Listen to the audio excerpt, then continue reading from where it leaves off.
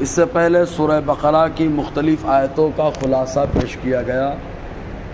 ابھی اپنے سامنے جو آیت کریمہ ہے، اس آیت کریمہ کا خلاصہ کچھ اس طرح بنتا ہے کہ بنی اسرائیل کو جب اللہ تبارک و تعالیٰ نے فرعون اور فرعونیوں سے نجات عطا فرمائی، چھٹکارا ملا اور فرعونیوں کو دریائے قلزم میں غرقاب کر دیا گیا، تب بنی اسرائیل کے لوگوں نے حضرت موسیٰ علیہ السلام سے فرمائش کی، آپ ہمارے سامنے کوئی ایسی کتاب لا کر دے دیں جس میں معمولات زندگی کا ذکر ہو، تاکہ ہم آرام سے اس کتاب کا مطالعہ کریں اور ہم لوگ اپنی زندگی اس کے اعتبار سے گزاریں۔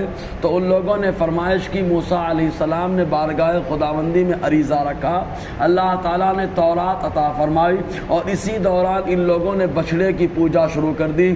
40 دن کے بعد جب حضرت موسیٰ علیہ السلام واپس تشریف لائے تو پہلے تو ان لوگوں کو بچھڑے کی پوجا کرنے کی وجہ سے سزا کا انتخاب ہوا، چنانچہ توبہ اور سزا اس طور پر دی گئی۔ یہ توبہ کا انتخاب اس طور پر قبولیت کا ہوا کہ اللہ تعالیٰ نے حکم دیا وہ لوگ جنہوں نے بچھڑے کی پوجا کی ہے ان لوگوں کو وہ لوگ قتل کرے جنہوں نے بچھڑے کی پوجا نہیں کی ہے۔ چنانچہ اب جب قتل کی باری آئی تو بہت سارے ایسے گھرانے سامنے آئے کہ باپ نے پوجا نہیں کی ہے لیکن بیٹے نے کی ہے، تو اب باپ اپنے بیٹے کو قتل کرے، اور بیٹے باپ نے کی ہے تو بیٹے نے نہیں کی تو بیٹا اپنے باپ کو قتل کرے، یہ نوبت۔ تو لوگ دہاڑے مار مار کر کے رونے لگے۔ حضرت موسیٰ علیہ السلام نے بارگاہ خداوندی میں عرض کیا، اے پروردگار عالم، یہ آزمائش کرم فرما۔ اللہ تبارک و تعالیٰ نے کرم فرمایا، حکم دیا کہ ٹھیک ہے بادل آ جائے گا جس کی وجہ سے اندھیرا چھا جائے گا، آدمی اپنے خیش اپنے اور پرائے کو پہچان نہ سکیں گے، اور اس کے بعد قتل کا معاملہ شروع ہو گیا۔ چنانچہ قتل کرتے رہے، 70,000 افراد قتل کر دیے گئے۔ اس کے بعد عورتوں نے آ کر کے حضرت موسیٰ علیہ السلام سے گر گرا کر کے دعائیں کی اور عریضہ پیش کیا، تو حضرت موسیٰ علیہ السلام نے اللہ تعالیٰ کی بارگاہ میں دعا کی، اللہ تعالیٰ نے دعا قبول فرمائی اور ارشاد فرمایا جو لوگ قتل کر دیے گئے ان سب کو شہادت کا درجہ دیا گیا، اور جو لوگ باقی ہیں ان کی توبہ قبول کر لی گئی، ان کے گناہوں کو معاف کر دیا گیا۔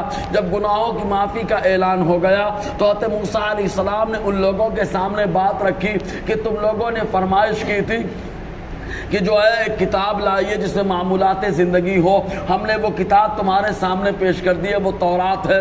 تو ان لوگوں نے ماننے سے انکار کر دیا کیونکہ ان کے دلوں میں بچڑا ایک دم بس گیا تھا، اور بچڑے کی محبت میں اتنے دل دادہ ہو گئے تھے۔ کہتے موسیٰ علیہ السلام نے جب بچڑے کو توڑا اور اس کو جلایا اور جلا کر دریا میں اس کو جو ہے دریا میں پھینک دیا تو مارے محبت کے دریا کا پانی پینے لگے۔ تو جن لوگوں نے پانی پیا اللہ تعالیٰ نے ان کے ہونٹوں کو کالا کر دیا، بچڑے کی محبت خوب زبردست رہی، ان لوگوں نے تورات کو ماننے سے انکار کیا۔ تب اللہ تعالیٰ نے حضرت جبرائیل علیہ السلام کو حکم دیا، آپ جائیے اور جانے کے بعد طور کے پہاڑ کو اٹھا کر ان کے سر کے اوپر لا کے رکھیے، اور اس کے بعد موسیٰ علیہ السلام کہیں گے کہ مانتے ہو کہ نہیں مانتے ہو، اگر نہ مانو گے تو تمہارے اوپر گرا دیا جائے گا، اور اگر مانو گے تو سکون ملے گا۔ تو ان لوگوں نے جب دیکھا تو ماننا شروع کر دیا، حالانکہ ان کے دلوں میں بچڑے کی محبت بیٹھی ہوئی تھی۔ اب یہاں پر ایک سوال ضرور پیدا ہوتا ہے، یہ تو زبردستی منوانا ہوا۔ نہیں، یہ زبردستی منوانا نہیں، یہ اللہ تعالیٰ کی قدرت کو دکھانا ہے کہ وہ پروردگار عالم جو کوہ طور کو اٹھوا کر تمہارے سروں پر روک سکتا ہے وہ کتنی قدرت والا ہے۔ اس قدرت والے پروردگار نے تورات کو عطا فرما دیا، اس کی کتاب ہے، لہٰذا اس کو ماننا چاہیے۔ بہرکیف تو اللہ تعالیٰ ارشاد فرماتا ہے وَإِذْ أَخَذْنَا مِيثَاقَكُمْ وَرَفَعْنَا فَوْقَكُمُ الطُّورَ، اور یاد کرو جب ہم نے تم سے پکا وعدہ لیا تھا تورات کے تعلق سے، وَرَفَعْنَا، اور ہم نے اٹھا دیا تمہارے اوپر طور کے پہاڑ کو۔ حالانکہ جبرائیل نے اٹھایا، لیکن جبرائیل کا اٹھانا اللہ تعالیٰ فرماتا ہے ہم نے اٹھا دیا۔ کیوں؟ اس کی دو وجہ ہے۔ پہلی وجہ کہ اللہ تعالیٰ کے حکم سے اٹھایا تو جبرائیل کا اٹھانا اللہ تعالیٰ کا اٹھانا، اور یہ کہ اللہ تعالیٰ کے محبوبوں کا کرنا اللہ تبارک و تعالیٰ کا ہی کرنا ہوتا ہے۔ تو اللہ تعالیٰ فرماتا ہے خُذُوا مَا آتیناکم بقوہ واسمعوا، پکڑ لو اس کو جو ہم نے تم کو دیا ہے مضبوطی سے، یعنی تورات کو مضبوطی سے پکڑ لو، واسمعوا، اور تورات کے قانون کو، اصول کو، شریعت کو غور سے سنو۔